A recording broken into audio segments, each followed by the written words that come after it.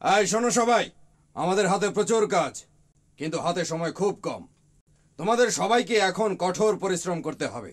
অফিসে কাজের সময় যেন আমি কোনো বাড়তি কথা না শুনি। Okay Rinku, yes, let's practice again. Pinki, ইংরেজি বলার জন্য আরেকবার বসলে কেমন হয় বলো তো? Rinku, do you have ears? শুনতে পাও না? No talking. Yes sir, sorry sir.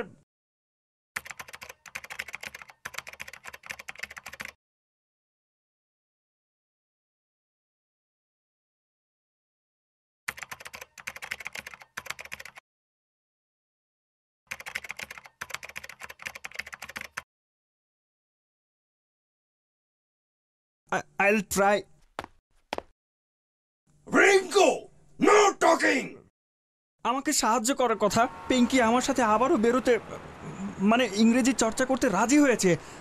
আমি যদি ওকে পাঠানো ইমেইলের একটা ভুল ঠিক করে দিতে পারি, ও তাহলে খুবই খুশি হবে। কিন্তু কিন্তু আমি সমস্যাটা ধরতেই পারছি না। তুমি ইংরেজিতে কি লিখেছিলে ভাইয়া?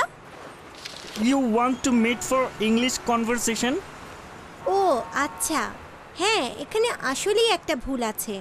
তোমার লেখা উচিত ছিল do you want to meet. মেয়েটা একদম ঠিক বলেছে। ইংরেজি প্রশ্ন একেবারেই বাংলার মতো নয়। বাংলা প্রশ্ন তৈরি করার জন্য আমরা কি শব্দটি যোগ করি। ইংরেজিতে প্রশ্নবোধক বাক্য তৈরি করার অনেকগুলো পদ্ধতি আছে। মৌলিক ইংরেজি প্রশ্ন যেগুলোর উত্তর হ্যাঁ বা না হবে, সেগুলোর ক্ষেত্রে মূল ভার্বের সাথে ডু বসে। ভাইয়া, মিস্টার স্মিথ ঠিক বলছে, মন দিয়ে শোনো। মূল ভার্ব বলতে বোঝাতে চাইছি মিট, প্লে অ্যান্ড স্পিক এই শব্দগুলোকে। তাই তোমার বলা উচিত do you want to meet.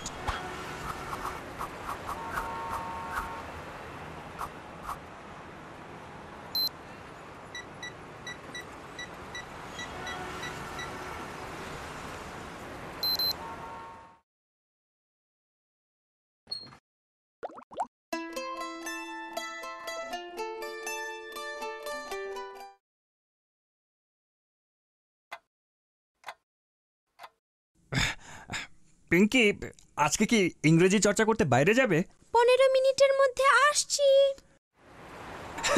Hello Pinki.